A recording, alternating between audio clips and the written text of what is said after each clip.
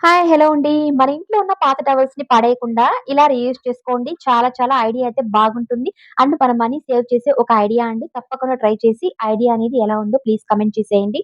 ఇక్కడ నేను ఒక పాత మందంగా ఉన్న ఒక టవల్ తీసుకున్నానండి. ఈ విధంగా 2 సైడ్‌లయితే ఫోల్డ్ చేసుకున్నాను. 2 పీసెస్‌గా ఫోల్డ్ చేసిన తర్వాత ఇక్కడ ఒక బౌల్ తీసుకున్నానండి. చిన్న బౌల్ అయితే అటు ఇటు ఈ విధంగా లైన్స్ అయితే వేసుకుంటున్నాను 2 సైడ్‌లయితే. ఇలా 2 భాగాలుగా సర్కిల్ షేప్‌లో లైన్స్ వేసుకున్న తర్వాత ఇప్పుడు మనం కట్ చేసుకోవాలండి. అది షేప్ ఎలా ఉందో అలా.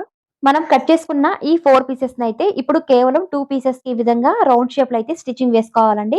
సైడ్‌లో మొత్తంగా స్టిచ్చింగ్ వేయకుండా జస్ట్ ఇలా కొద్దిగా అయితే స్పేస్ అయితే వదులుకొని స్టిచ్చింగ్ వేసుకోవాలండి 2 పీసెస్‌కయితే.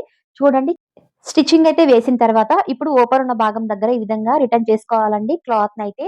రిటర్న్ చేసిన తర్వాత ఇప్పుడు ఓపెన్ ఉన్న దగ్గర స్టిచ్ వేసుకోవాలండి. ఇలా 2 పీసెస్‌ని తయారు చేసుకోవాలండి. అంతే చాలా సింపుల్‌గా తయారు చేసుకున్నాము. ఒక నో కాస్ట్ ఆర్గనైజర్ అండి.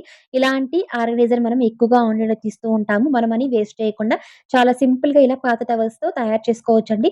మనం ఎక్కువగా పాలు అలాంటివి లేదా అన్నం మనం వంచుతూ ఉంటామండి. అలాంటప్పుడు ఇలాంటి పెద్ద టవల్స్ అయితే యూజ్ చేస్తూ ఉంటాము.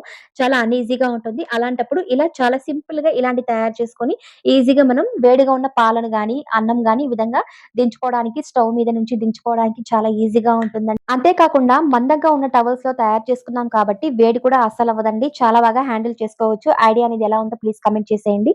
Please like, subscribe and share చేసేయండి.